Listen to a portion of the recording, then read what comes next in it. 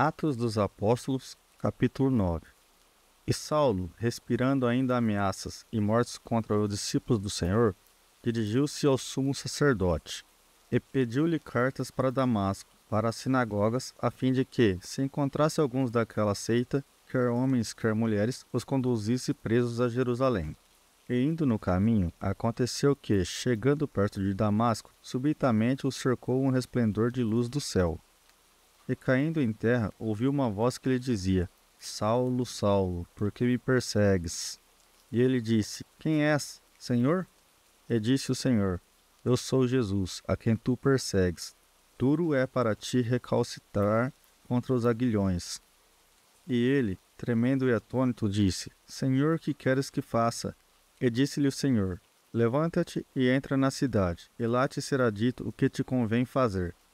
E os varões que iam com ele pararam espantados, ouvindo a voz, mas não vendo ninguém. E Saulo levantou-se da terra, e abrindo os olhos, não via a ninguém. E guiando-o pela mão, o conduziram a Damasco. E esteve 3 dias sem ver, e não comeu nem bebeu. E havia em Damasco certo discípulo chamado Ananias. E disse-lhe o Senhor em visão: Ananias. E ele respondeu: Eis-me aqui, Senhor. E disse-lhe o Senhor: Levanta-te e vai à rua chamada direita, e pergunta em casa de Judas por um homem de Tarso chamado Saulo, pois eis que ele está orando.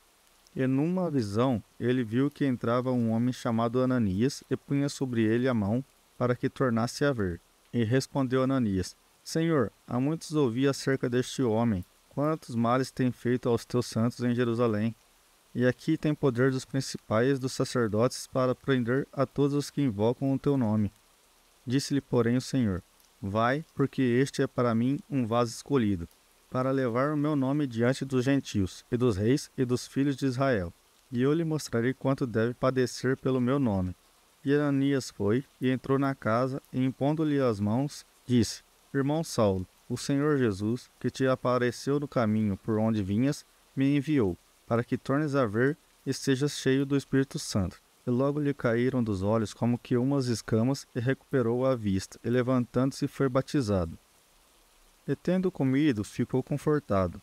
E esteve Saulo alguns dias com os discípulos que estavam em Damasco. E logo, nas sinagogas, pregava a Jesus, que este era o Filho de Deus.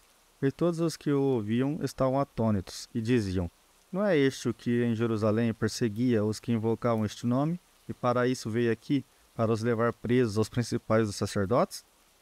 Saulo, porém, se esforçava muito mais e confundia os judeus que habitavam em Damasco, provando que aquele era o Cristo. E tendo passado muitos dias, os judeus tomaram conselho entre si para o matar.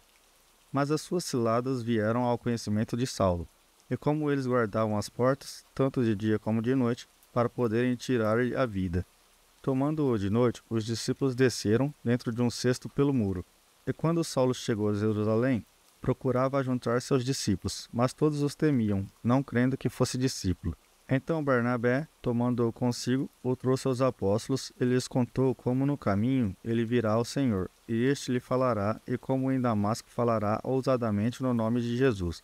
E andava com eles em Jerusalém, entrando e saindo. E falava ousadamente no nome de Jesus. Falava e disputava também contra os gregos, mas eles procuravam matá-lo. Sabendo-o, porém, os irmãos o acompanharam até Cesareia e o enviaram a Tarso. Assim, pois, as igrejas em toda a Judéia, a Galiléia e Samaria tinham paz e eram edificadas, e se multiplicavam, andando no temor do Senhor e consolação do Espírito Santo. E aconteceu que, passando Pedro por toda parte, veio também aos santos que habitavam em Lida, e achou ali certo homem chamado Enéas, jazendo numa cama havia 8 anos, o qual era paralítico.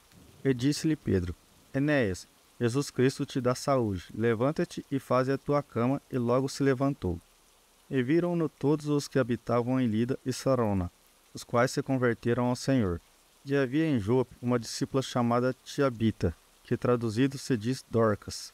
Esta estava cheia de boas obras e esmolas que fazia. E aconteceu, naqueles dias, que enfermando ela, morreu, e tendo-a lavado, a depositaram num quarto alto. E como Lida era perto de Jope, ouvindo os discípulos que Pedro estava ali, lhe mandaram 2 varões, rogando-lhe que não se demorasse em vir ter com eles. E levantando-se Pedro, foi com eles. Quando chegou, o levaram ao quarto alto, e todas as viúvas o rodearam, chorando e mostrando as túnicas e vestidos que Dorcas fizera quando estava com elas. Mas Pedro, fazendo-as sair a todas, pôs-se de joelhos e orou. E voltando-se para o corpo, disse: Tabita, levanta-te. E ela abriu os olhos, e vendo a Pedro, assentou-se. E ele, dando-lhe a mão, a levantou, e chamando os santos e as viúvas, apresentou-a viva. E foi isto notório por toda a Jope, e muitos creram no Senhor. E ficou muitos dias em Jope com certo Simão, curtidor,